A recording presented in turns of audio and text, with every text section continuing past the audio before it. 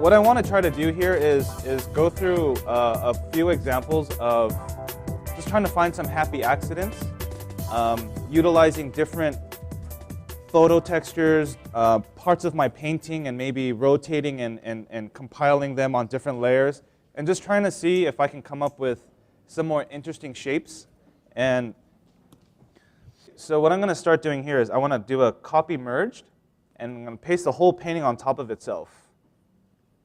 Now what I want to try to do with this is use it as a basic texture of some shapes, just geometry, something that might change the kind of dynamic of the piece. I want it to be a little bit more messed up and destructive. And so rotating these things around, trying to find perhaps an interesting arrangement of shapes.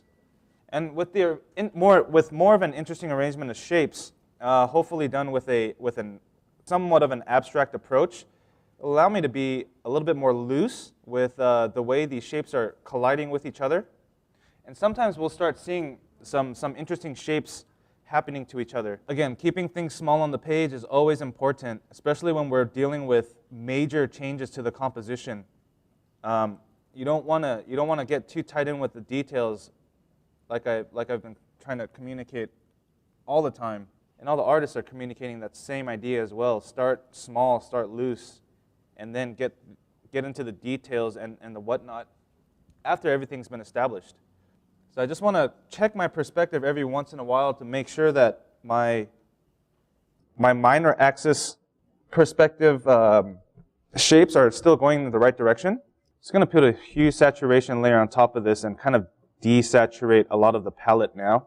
And with this mask layer that's already on the hue saturation layer, I'm going to go ahead and delete it by putting in a black paint bucket and start to massage sort of the desaturated tones into the rest of the composition.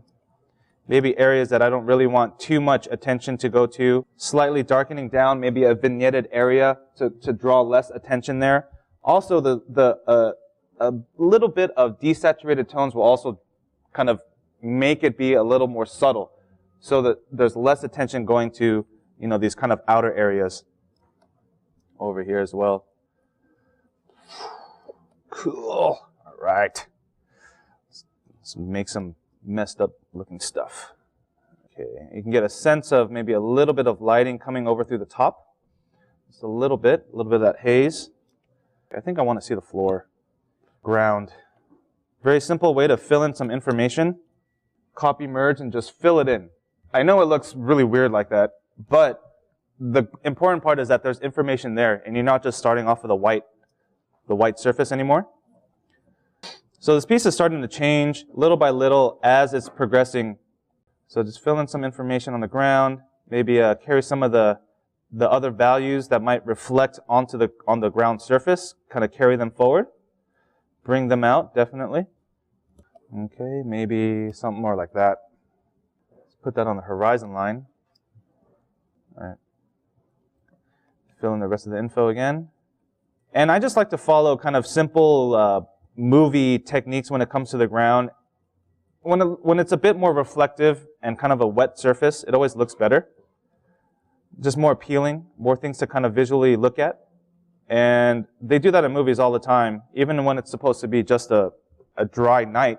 They spray down all of the streets all the time with just a little bit of water, and it just creates so many more reflections, and it's nice to look at.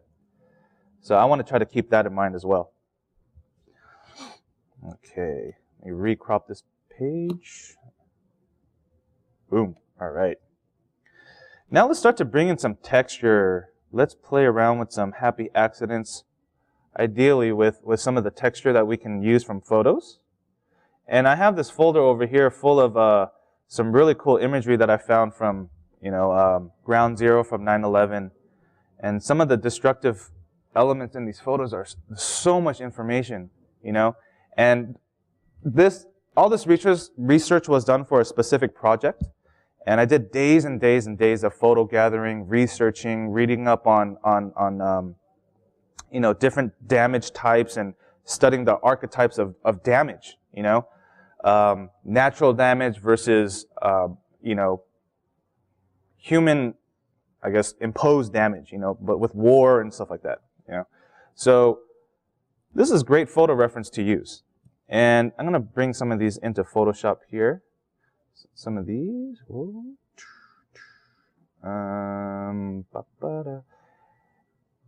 Again, we want to distinguish what is noise and what is texture. So where I want more of my obvious texture, I definitely want it to be very, very clear. Very, very obvious. Yeah, so I'm going to use this building facade as just a floor treatment.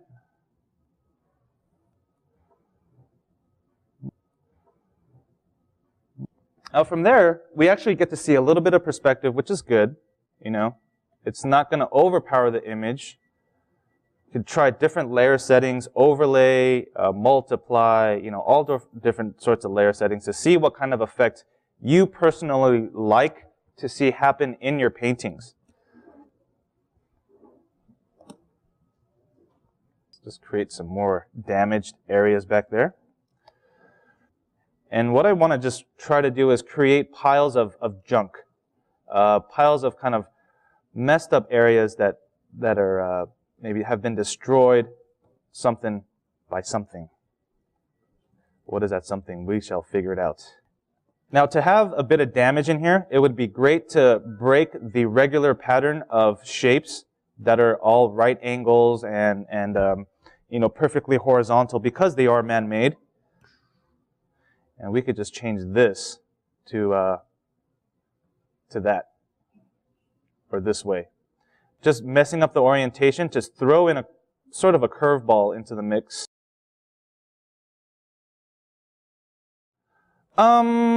Sometimes, I'll definitely use some of the shapes from photos.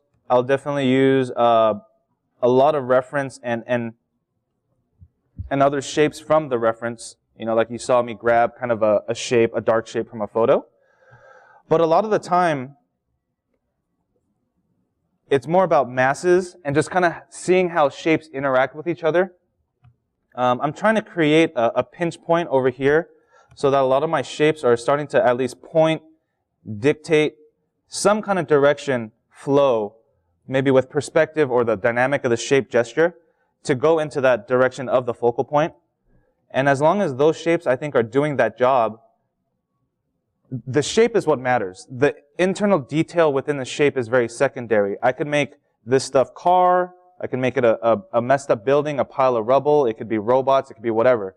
But the shape and what it's doing to compose, I think is what's most important. So that's really what I'm trying to think about for the most part right now.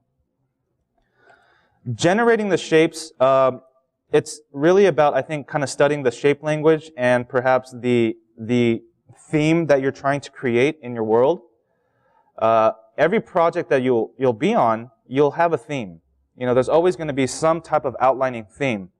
And making sure that that's visible and makes sense within your illustration, I think, is quite important.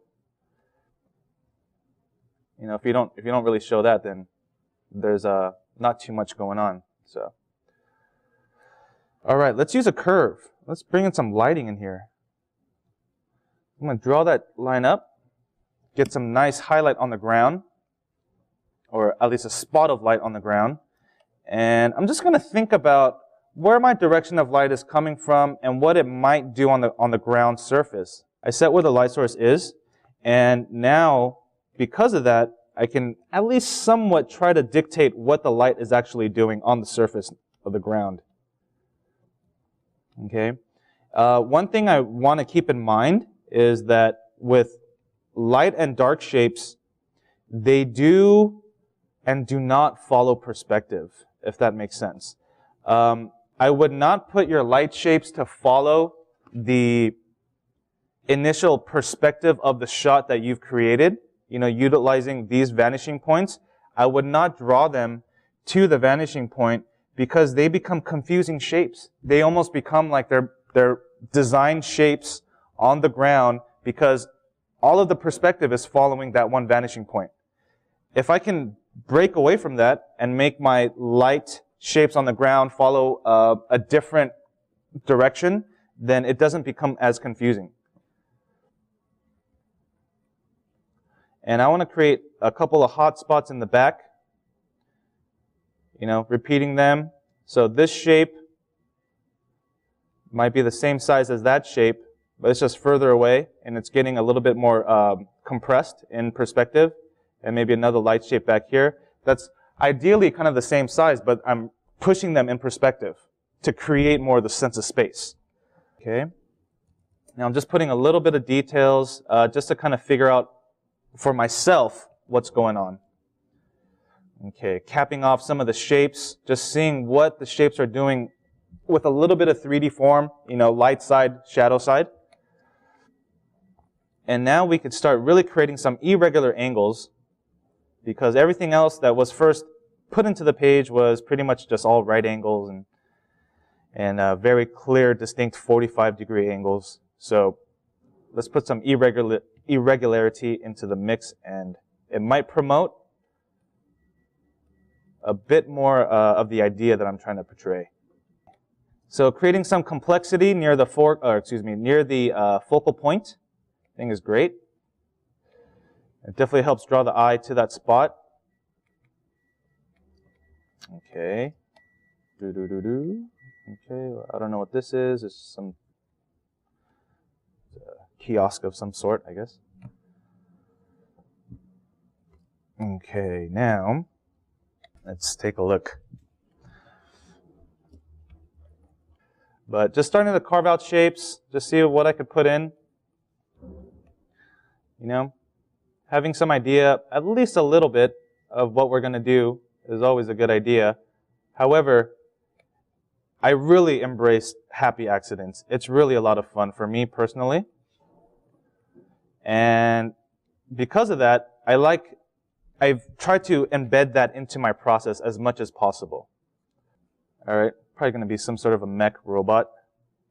Huge.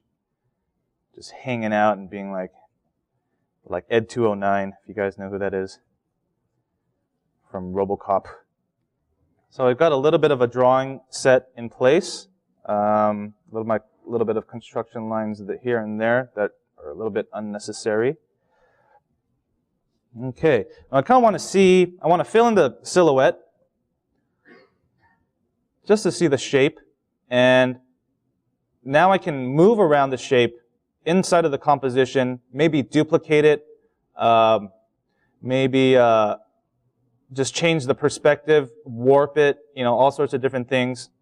But what's cool is that now I have something to latch onto,